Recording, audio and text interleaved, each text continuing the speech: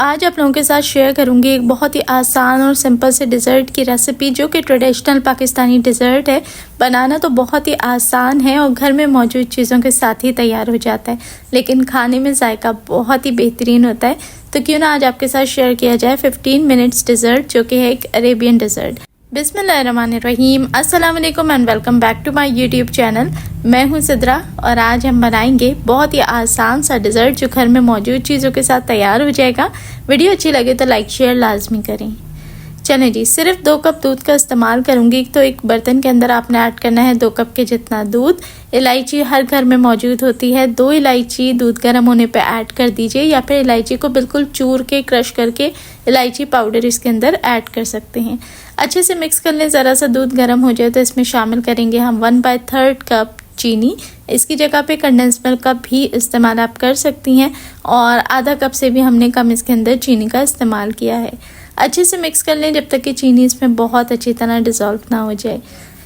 یہ جو ڈیزرٹ ہے اس کا ٹیسٹ بالکل رس ملائی اور شاہی ٹکڑے جیسا ٹریڈیشنل ہوتا ہے، تو آپ اس کو عید پہ بھی بنا کے ٹرائی کر سکتی ہیں۔ کلر کو انہینس کرنے کے لیے میں نے اس کے اندر بہت ہی تھوڑا سا زردہ فوڈ کلر یا یلو فوڈ کلر ایڈ کر دیا ہے۔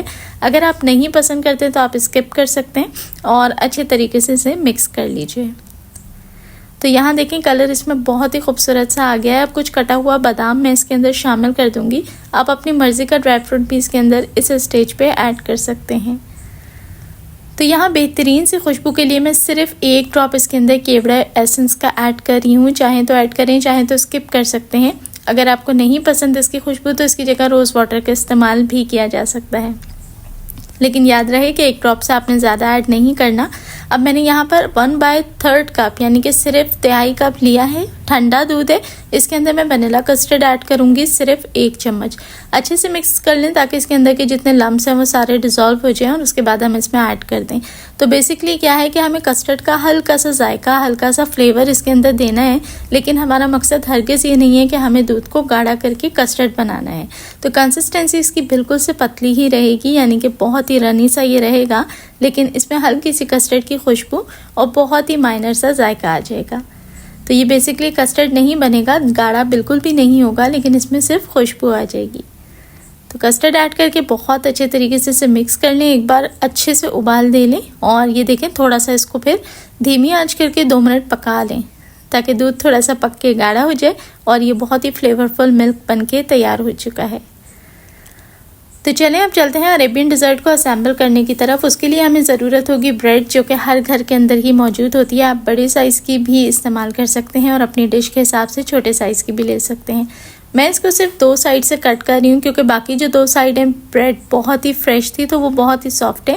ڈش میں آپ نے بیس کے اندر اسی طریقے سے بریڈ ارینج کرنی ہے، بالکل side to side corner lock کر کے، اس طریقے سے کہ کہیں سے بھی یہ بالکل خالی نہیں رہنا چاہیے۔ اب اس کے اوپر ہم نے یہ ملک جو بنا کے رکھا تھا یہ پور کرنا ہے۔ تو جو ملک ہم اس کے اوپر پور کریں گے وہ اس طریقے سے کہ پوری بریڈ اسے بہت اچھی طریقے سے سوک کر لے، اور کہیں سے بھی یہ بالکل سے ڈرائی نہ رہے۔ اب سیکنڈ لیئر بریڈ کی ہم لگا لیں گے، تو جس طرف سے زیادہ پیسز ہونا وہاں پر آپ نے پھر جو ثابت بریڈ کا ٹکڑا ہے وہ رکھنا ہے، اور اچھے طریقے سے سیکنڈ لیئر کو بھی ٹائٹلی پیک کر کے ارینج کر دیں۔ بس جتنی آپ کی ڈش میں جگہ ہو اس حساب سے آپ بریڈ کے سلائسز کو ارینج کرتے جائیں، اور اچھے طریقے سے آپ نے ملک اس کے اوپر پور کرنا ہے کہ یہ بالکل جوسی، سافٹ اور اتنی موئسٹ ہو جائے کہ ایک دم جاتے ہی منہ میں گھل جائے۔ تو ہے نا آسان بنانا، کتنی کم چیزوں کے ساتھ، گھر میں موجود چیزوں کے ساتھ ہم نے یہ بنا کے تیار کیا ہے، اور بنانا بھی آسان ہے، کم ٹائم کے اندر مزیدار ریسیپی تیار ہے۔ چلیں جی، ہم نے وہ ڈش رکھ دی ہے اب فریج کے اندر 10 منٹ کو ٹھنڈا ہونے کے لیے۔ یہاں میں نے آدھا کپ کی جتنی لی ہے فریش کریم، آپ ٹیٹرا پیک کریم یا پھر وپنگ کریم کوئی بھی استعمال کر سکتے ہیں۔ اور یہ جو ملک ہم نے بنایا تھا نا، میں نے یہاں پہ صرف تھوڑا سا 2 سے 3 ٹیبل اسپون کے جتنا روک لیا تھا وہ کریم کے اندر میں نے ایڈ کر دیا ہے، اور اچھے سے میں مکس کر لوں گی۔ تو کیا ہے کہ جو ہمیں اوپر والی لیئر چاہیے وہ تھوڑی سی پتلی کریم کی ہی چاہیے، بہت ہارڈ کریم یا کیک کی طرح اسٹف کریم ہمیں اس کے اوپر نہیں چاہیے۔ تو یہ دیکھیں اچھے سے میں نے مکس کر لیا ہے۔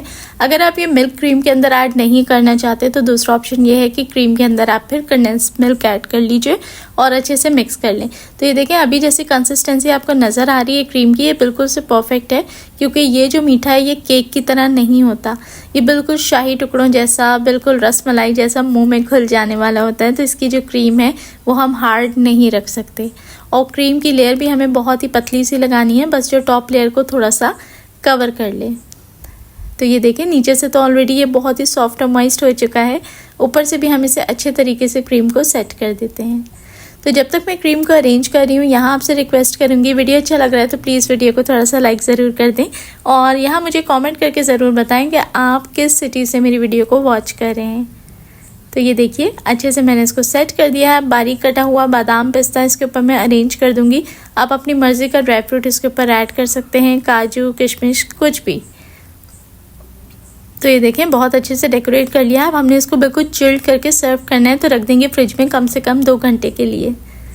بہت ہی ٹیمپٹنگ، بہت ہی آسان اور سمپل چیزوں سے بننے والا یہ ہلکا سا لائٹ سا میٹھا ہے، بنانے میں بھی آسان ہے، کھانے والے کو بھی اچھا لگتا ہے، ٹھنڈا ٹھنڈا گرمیوں کے موسم میں میٹھا اور بالکل ہلکا پھلکا۔ تو چلیں جی، اب یہاں پر 2 گھنٹے کے بعد میں اس کی کٹنگ کر رہی ہوں۔ تو یہ دیکھیں اگر آپ اس کو سلائس کے طور پر سرو کرنا چاہتے ہیں تو بھی ایزیلی آپ اس کی سلائسنگ کر سکتے ہیں۔ تو یہاں ہماری مزیدار سی عربین ڈیزرٹ بالکل سے ریڈی ہے، اور اگر آپ چاہیں تو بیچ میں اس میں مختلف قسم کی چاکلیٹ چپس یا ڈیفرنٹ ٹاپنگ کے چنکس کو بھی ایڈ کر سکتے ہیں۔ ریسیپی کیسی لگی ایک پیارا سا کامنٹ کریں، چینل پہ نئے ہیں تو ریکویسٹ کروں گی چینل کو سبسکرائب ضرور کر لیں۔ دیکھنے والے سبھی لوگوں کا بے حد شکریہ۔